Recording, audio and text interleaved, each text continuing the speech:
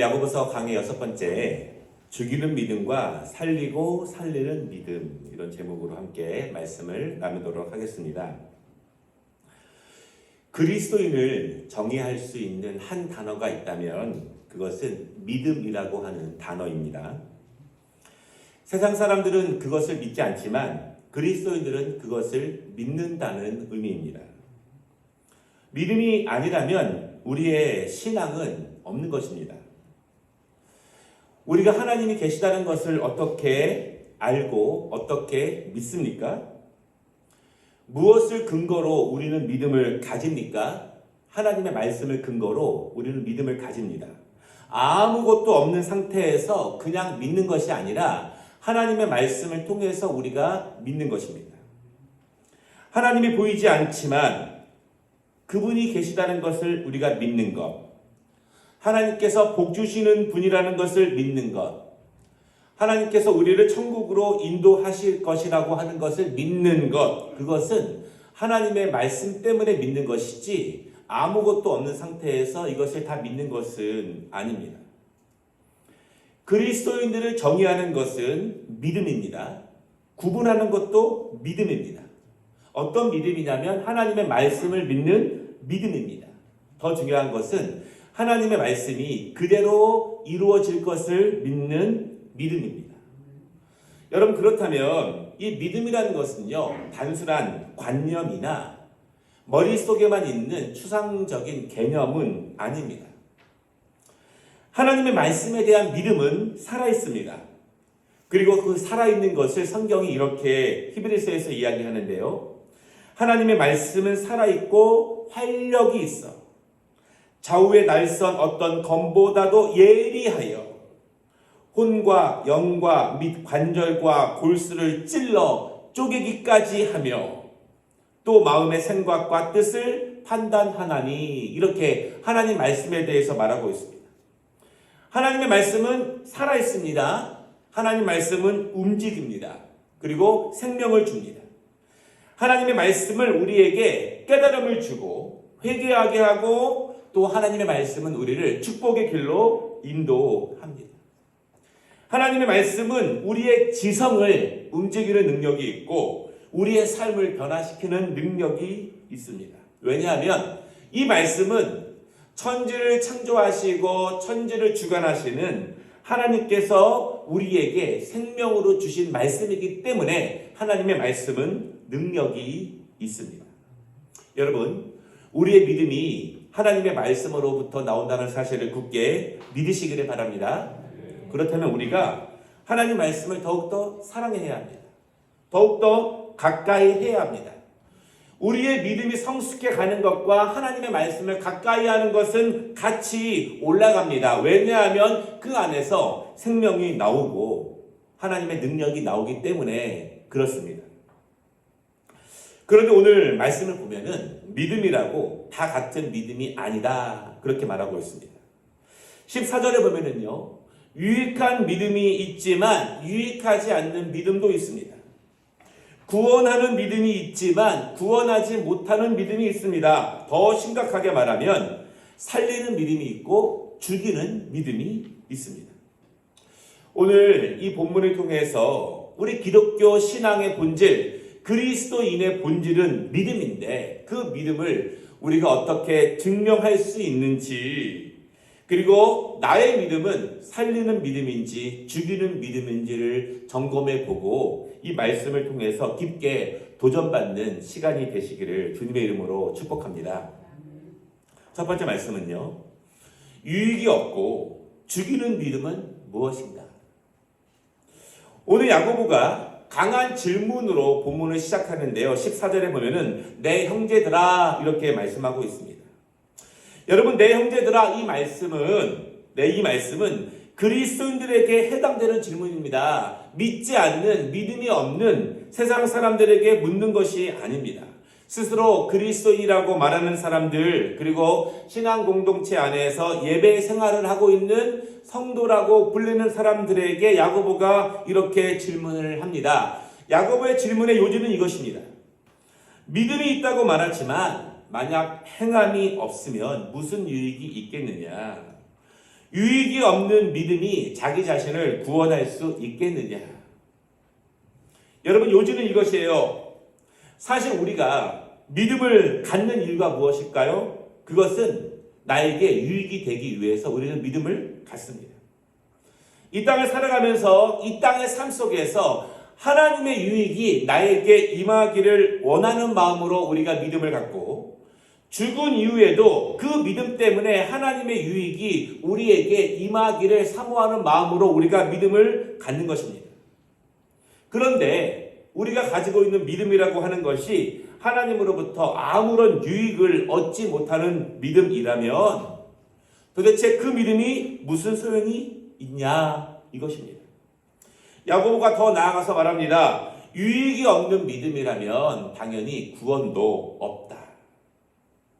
여러분, 사실 우리는요, 하나님으로부터 유익을 받고자 믿음 생활합니다. 하나님으로부터 아무런 것도 기대하지 않으면서 그냥 하나님을 섬기는 사람은 아무도 없습니다. 그런데 그 믿음이, 내가 가지고 있는 믿음이 전혀 유익을 얻지 못하는 믿음이라면 우리의 신앙생활, 우리의 신앙의 모습이 얼마나 불행합니까? 사실 여러분, 우리가 기왕 믿음 생활을 하려면 잘해야 하고, 성실하게 하고, 똑바로 하고, 열심히 해야 하고, 하나님으로부터 유익을 얻는 신앙생활이 되어야 합니다. 왜냐하면 그래야 유익이 있는 신앙이 되고 믿음이 돼야 우리에게 구원에 대한 믿음이 있기 때문에 그렇습니다. 여러분, 그렇다면요, 유익에 대한 기준이 무엇일까요? 유익한 믿음이 있고 유익하지 않은 믿음이 있는데 유익에 대한 기준이 무엇이냐? 오늘 야고보는 그것을 행함이다, 그렇게 말합니다. 믿음이 있다면 너희가 그 믿음을 무엇으로 증명할 수 있느냐? 여러분이 가지고 있는 그 믿음을 무엇으로 증명할 수 있습니까? 야고보는 그것을 행함으로 증명하십시오, 이렇게 말합니다. 내 안에 믿음이 살아있다는 증거를 어떻게 증명할 수 있습니까? 내가 지금 하나님으로부터 유익을 받고 있다는 증거가 무엇입니까? 그것은 행함입니다. 하나님으로부터 유익을 받고 있느냐, 받지 못하고 있느냐, 그 기준이 무엇입니까? 그것이 행함입니다. 여러분, 반대로 이야기해서 우리가 열심히 행한다고 하는 것은요, 하나님이 내 안에서 역사하고 계시다는 증거입니다. 내가 열심히 행하고 있다는 것은 하나님의 유익이 내 안에 계속 임하기 때문에, 우리는 그 은혜를 알기 때문에, 그 경험이 있기 때문에 계속 행할 수 있는 것입니다. 그것이 없으면 한 번, 두 번은 행할 수 있지만 계속 행할 수는 없는 거예요. 그렇다면 유익이 있고 행함이 있는 것이 바로 행함으로 살아있는 믿음으로 우리에게 나타나게 됩니다. 어떤 분이 이렇게 질문할 수 있어요. 목사님, 그러면 행함이 없다는 것은 무엇입니까? 아무것도 안 한다는 것일까요? 나는 예배를 드리고 있는데, 나는 기도하고 있는데, 나는 봉사도 하고 있는데 도대체 행함이 없는 믿음은 무엇입니까? 이렇게 물어볼 수 있습니다. 그때 야고보가 두 가지로 답변을 합니다. 첫째는요, 말은 있지만 열매가 없는 행함입니다. 틀은 있지만 내용이 없는 행함입니다. 이 15절과 16절을 보십시오. 우리의 형제 자매 중에서 헐벗고 일용할 양식이 없는 지체들이 있습니다. 우리는 그들을 바라보면서 안타까운 마음이 있고 국률의 마음이 있습니다. 그래서 이렇게 말합니다. 하나님께서 복 주시기를 원합니다. 하나님께서 인도하실 것입니다. 좋아지실 것입니다. 걱정하지 마십시오. 우리 이렇게 말하곤 합니다. 사실 이렇게 말하는 경우가 굉장히 많습니다. 정말 마음을 다해서 걱정하는 마음으로, 하나님께서 도와주시기를 원하는 마음으로 이렇게 말하고 기도할 때가 있습니다. 그런데 야고보는 이것을 지적합니다. 이렇게 말하는 것이 습관화되어 있는 것을 지적합니다.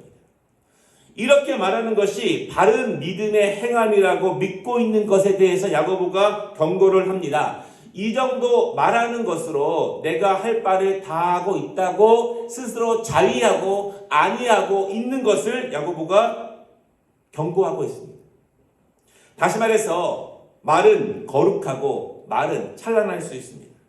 말은 은혜롭고 말은 친절할 수 있습니다. 그러나 야고보가 말하는 것은 그의 말에 합당한 행함이 없는 신앙, 이것이 유익이 없는, 행함이 없는 믿음이다. 틀이 있습니다. 형식이 있습니다. 모습이 있습니다. 그러나 내용이 없고 열매가 없습니다. 그러니 능력도 없습니다. 믿음의 모습과 예배의 틀과 섬김의 형식은 있는데 열매가 없습니다. 여러분, 성경은요, 이렇게 틀이 있지만 열매가 없는 모습에 대해서 자주 가르치는데요. 추수한 이후에 농부가 키를 가지고 타당마당에서 퀴즈를 이렇게 합니다.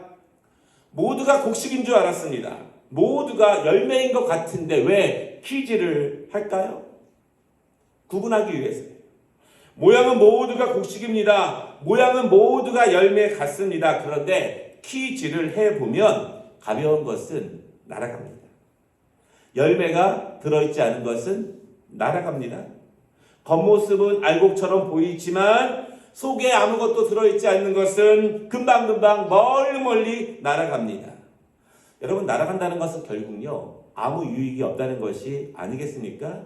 아무 쓸데가 없는 것입니다. 우리가 그리스도인으로서, 신앙인으로서, 예배자로서 형식을 가지고 있고 틀이 있을 수 있습니다. 우리가 늘 점검해 보아야 하는 것은 그 안에 내용도 있는지, 그 안에 열매도 차 있는지, 하나님으로부터 유익을 받고 있는지 우리는 그것을 자주 점검해 보아야 한다, 이것입니다. 야고보가 두 번째로 행함이 없다 이렇게 말하는 뜻은요, 아는 것을, 믿는 것을 실천하지 못한다는 의미입니다. 15절과 16절 말씀을 보면은 결국 힘들고 어려운 형제 자매를 직접 도와라, 이 말 아니겠습니까? 그런데 이렇게 말하는 분들이 있어요. 저도 너무 어려워요. 저도 누구를 도울 형편이 아니에요. 여러분, 충분히 이해가 되는 말입니다. 그런데 오늘 말씀을 가만히 보면은 무엇을 많이 베풀고 많이 섬겨라, 이런 말을 하는 것이 아닙니다. 15절에 보면은요, 헐벗고 일용할 양식이 없는 형제 자매에 대해서 말합니다. 지금 당장 입을 문제와 당장의 끼니에 대한 걱정을 이야기하고 있습니다. 여러분, 물론 우리가 큰 것을, 엄청나게 많은 것을 가지고 도울 수 있으면 좋겠지만 오늘 성경에서 주목하는 것은 무엇이냐면 일용할 양식입니다. 일용할 양식을 구하는 믿음을 성경은 우리에게 계속 가르치고 있습니다.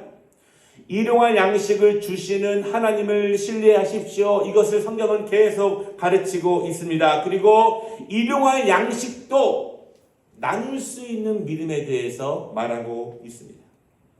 성경은 우리에게 부자가 되십시오, 이렇게 말하는 것이 아니라 하나님께서 여러분에게 일용할 양식을 주신다는 것을 믿으십시오. 그리고 하나님이 주신 그 일용할 양식도 나눌 수 있는 믿음을 가지십시오. 그렇게 가르치고 있습니다. 한 소년이 예수님께 가지고 나온 보리떡과 물고기는 그에게 그냥 일용할 양식입니다. 한 끼 식사예요. 그것을 드린 것입니다. 큰 것을 드린 것이 아닙니다.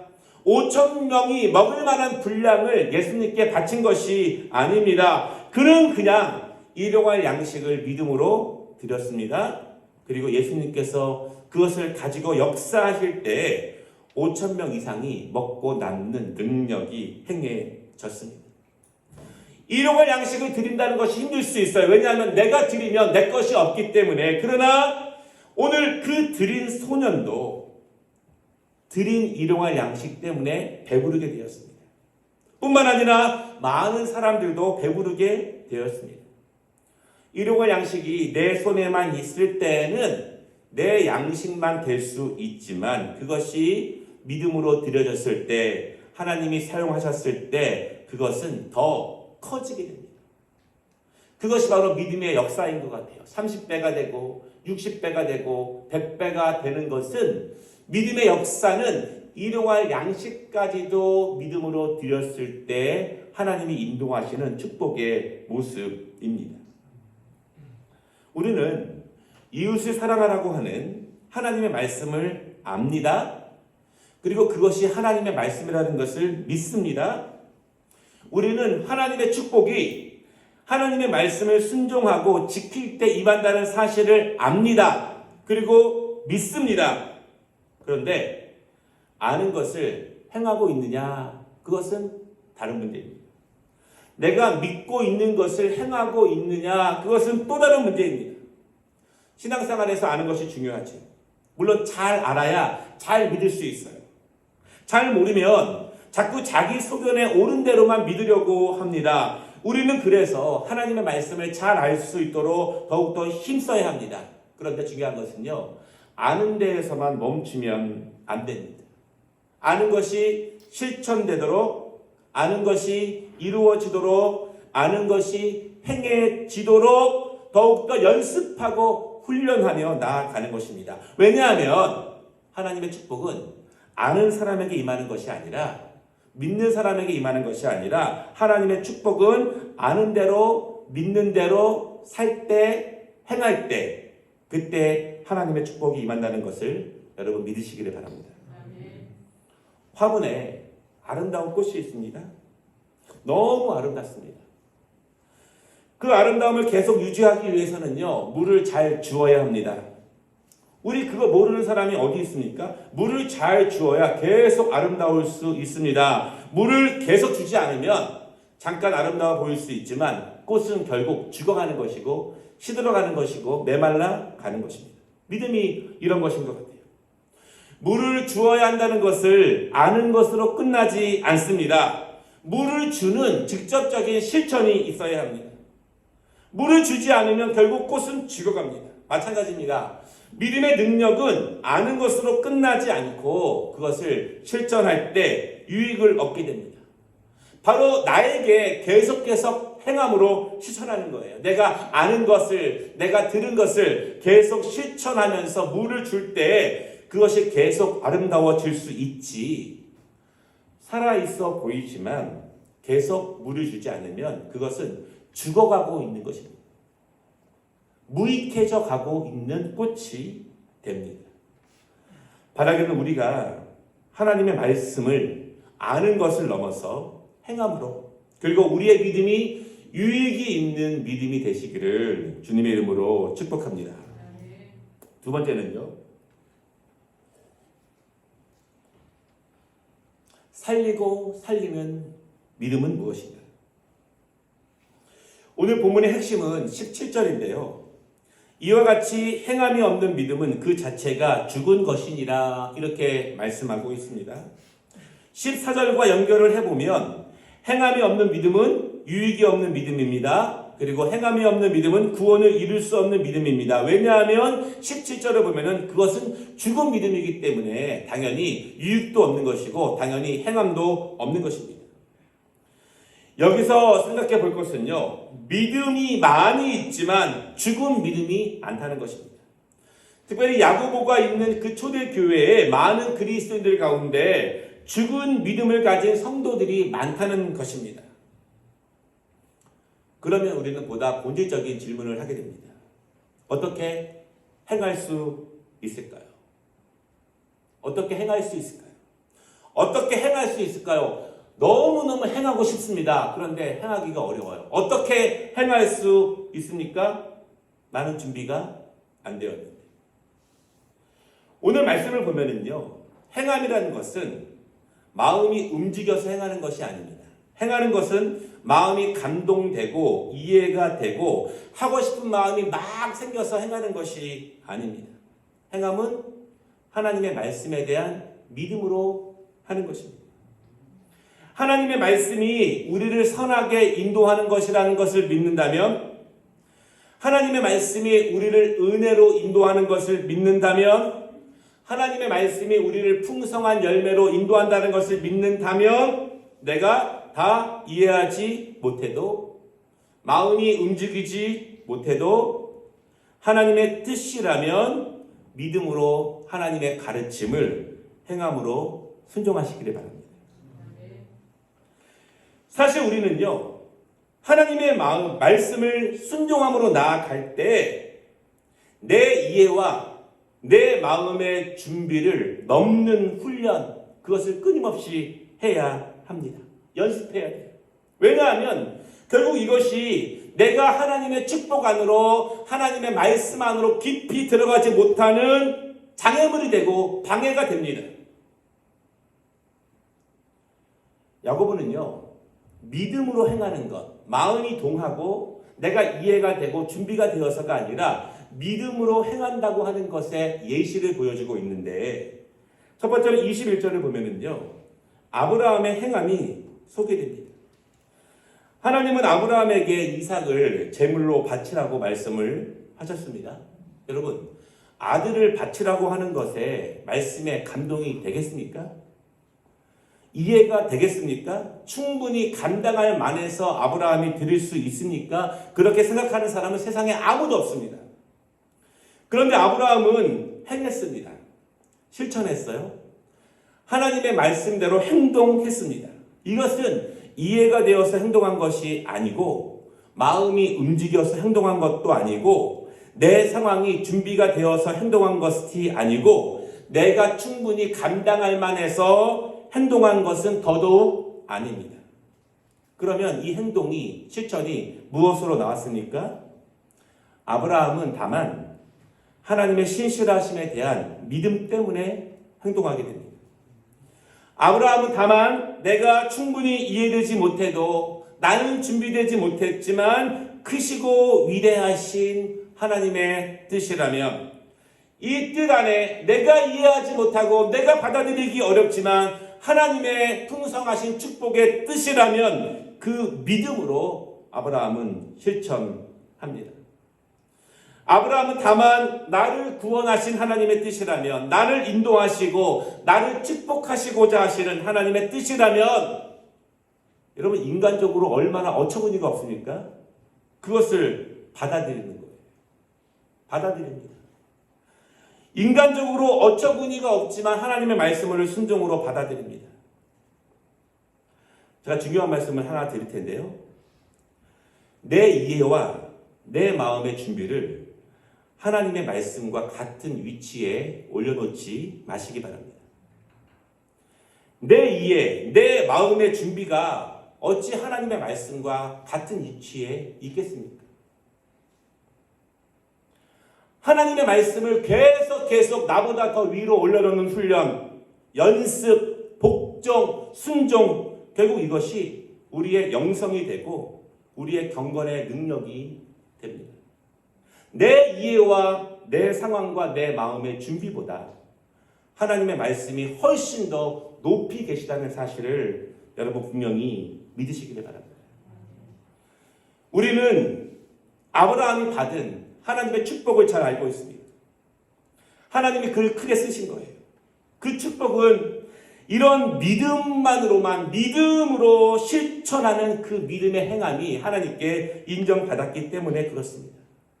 말씀만으로, 믿음만으로 고향을 떠납니다. 이삭을 드립니다. 모두 이해가 된 것이 아니라 말씀에 대한 하나님의 신실하심에 대한 신뢰함으로 행한 행동입니다. 오늘 야고보가 두 번째 예를 통해서 행함은 믿음으로 하는 것입니다. 그 예를 들어주는데요. 25절에 보면은 야고보는 라합의 행동이 의롭다고 이렇게 말합니다. 여러분, 그러면 라합은 어떻게 이런 일을 할 수 있었을까요? 여호수아 2장 말씀을 보면은 8절부터 11절까지 말씀인데요. 라합이 지붕에 올라가서 그들에게 이르러 말하되 여호와께서 이 땅을 너희에게 주신 줄을 내가 아노라. 우리가 너희를 심히 두려워하고 이 땅 주민들이 다 너희 앞에서 간담이 녹나니 이는 너희가 애굽에서 나올 때 여호와께서 너희 앞에서 홍해물을 마르게 하신 일과 너희가 요단 저쪽에 있는 아모리 사람의 두 왕 시온과 옥에게 행한 일, 곧 그들을 전멸시킨 일을 우리가 들었음이니라. 우리가 듣자 곧 마음이 녹았고 너희로 말미암아 사람이 정신을 잃었나니 너희의 하나님 여호와는 위로는 하늘에서도 아래로는 땅에서도 하나님이시니라. 우리가 이 말씀에서 몇 가지 중요한 것을 살펴보게 됩니다. 첫 번째, 라합은요, 하나님께서 이 땅을 이스라엘에게 주신 것을 알았습니다. 여러분, 그런데 라합은 아는 것에서 멈추지 않습니다. 알았기 때문에 순종했습니다. 아는 것을 행함으로 옮겼습니다. 둘째는요, 라합은 하나님께서 이스라엘을 애굽에서 나오게 하시고 여기까지 인도하신 일을 들었습니다. 들은 것에서 멈추지 않았습니다. 들은 것을 행동으로 옮겼습니다. 들은 것이 이루어질 줄을 믿었습니다. 그녀가 알고 들은 내용이 모두 사실이라는 것을 믿었습니다. 그리고 이루어질 줄을 믿었기 때문에 행동으로 옮겼습니다. 여러분, 말씀이 이루어질 줄 알면 행함으로 옮길 수 있습니다. 말씀이 그대로 이루어질 줄을 알면 행함으로 실천할 수 있습니다. 세 번째, 라합은요, 그의 백성들은 심히 두려워했습니다. 하나님이 하신 일을 듣고 심히 두려웠습니다. 그런데 두려움으로 끝나지 않은 거예요. 두렵기 때문에 행동했습니다. 두렵기 때문에 실천했습니다. 두려운 것이 마음에서만 끝난 것이 아니라 두렵다면 두렵지 않도록 해야 하는 것입니다. 라합은 그것을 한 거예요. 여러분, 하나님에 대한 두려움을 가지시기를 바랍니다. 하나님의 말씀의 불순종에 대한 두려움을 가져야 합니다. 두렵기 때문에 마음이 두려운 것으로만 끝나는 것이 아니라 두렵지 않은 쪽으로 믿음으로 행동하게 됩니다. 이러한 라합의 행함, 라합의 실천, 라합의 순종은 그녀를 하나님의 축복으로 인도합니다. 라합은 다윗의 할머니가 되었고 예수 그리스도의 족보에 참여하게 됩니다. 라합은 이방인이지만 이스라엘 백성이 아니었지만 믿음으로 행하는 실천을 통해서 하나님의 크신 은혜를 누리게 되었습니다. 오늘 말씀을 마치겠는데요. 오늘 제목이 죽이는 믿음과 살리고 살리는 믿음, 이것입니다. 죽이는 믿음은 말씀드린 것처럼 행함이 없는 믿음, 곧 죽은 믿음입니다. 알아도 들어도 실천하지 못하는 것은 유익이 없는 믿음이고 구원에 이르지 못하는 믿음이고 살아있는 것처럼 보이지만 죽어가는 믿음, 곧 죽을 믿음이다. 이렇게 야고보가 말합니다. 그런데 제목에 살리고 살리는 믿음 이렇게 썼습니다. 오늘 말씀을 제가 쭉 읽으면서 믿음으로 행동한다면, 믿음으로 실천한다면 최소한 2번 이상 살리는 은혜가 있다고 저는 믿습니다. 믿음으로 순종했던 아브라함의 믿음은 그 자신을 살립니다. 그리고 아브라함의 믿음의 행함은 직접적으로 아브라함에게 하나님의 축복이 임했습니다. 그리고 그 믿음의 행함이 이삭을 살립니다. 이삭 또한 이스라엘의 믿음의 조상이 됩니다. 아버지의 믿음의 행함이 이삭을 살렸고 아버지의 믿음의 순종이 아들도 하나님의 축복과 하나님의 언약 안으로 인도하게 했습니다. 우리 모든 아버지와 어머니의 믿음의 행동이, 믿음의 순종이 자녀들을 하나님의 축복으로 인도한다는 사실을 믿으시기를 바랍니다. 부모들이 자녀들에 대해서 믿음으로 행동할 때 부모도 살고 자녀도 사는 축복이 임한다는 것을 여러분 분명히 믿으시기를 바랍니다. 라합의 믿음의 행동이 이스라엘의 두 정탐꾼을 살렸습니다. 그러나 그 믿음이 라합도 살렸습니다. 여리고성이 무너져도 라합과 그의 가족은 살았습니다. 단지 산 것에 그치지 않고 믿음의 선조가 되었고 하나님의 능력과 축복 안에 살게 되었습니다. 여러분, 결국 우리는 유익을 얻기를 원합니다. 하나님 앞에서 축복 안에서 은혜 안에서 살기를 원합니다. 결국 믿음으로 행하는 순종, 믿음으로 행하는 축복의 행함은 결국 우리를 살리기 위한 하나님의 뜻임을 우리가 믿게 됩니다. 내가 믿음으로 순종하면 내가 삽니다. 나의 믿음의 행함을 받는 그 사람도 산다는 것을 믿으시기를 바랍니다. 내가 믿음으로 순종하면 내가 삽니다. 그리고 그 믿음으로 행하고 있는 그 가정이 살아납니다. 내가 믿음으로 순종하면 내가 살고, 내가 믿음으로 섬기고 있는 하나님의 교회도 살고 하나님의 직장도 산다는 것을 믿으시기를 바랍니다. 결국 하나님의 유익 안에 산다는 것은, 하나님의 축복 안에 산다는 것은 우리를 신실함으로 인도하시는 하나님에 대한 믿음으로 그 말씀을 행할 때 가능합니다. 이해가 되지 않아도, 상황이 되지 않아도, 능력이 되지 않아도, 지금은 내가 아직이라고 생각해도 하나님의 말씀을 믿음으로 받으시기 바랍니다. 그리고 행하시기를 바랍니다. 그때 하나님의 약속의 은총이 온전히 임해집니다. 아브라함이 그랬던 것처럼, 라합이 그랬던 것처럼 우리도 그럴 수 있습니다. 살리고 살리는 역사와 믿음의 아름다움이 우리를 통해서 우리 가정과 우리 교회와 우리의 모든 지경 가운데 더 확장되는 은혜가 임하기를 주님의 이름으로 축복합니다. 기도하겠습니다.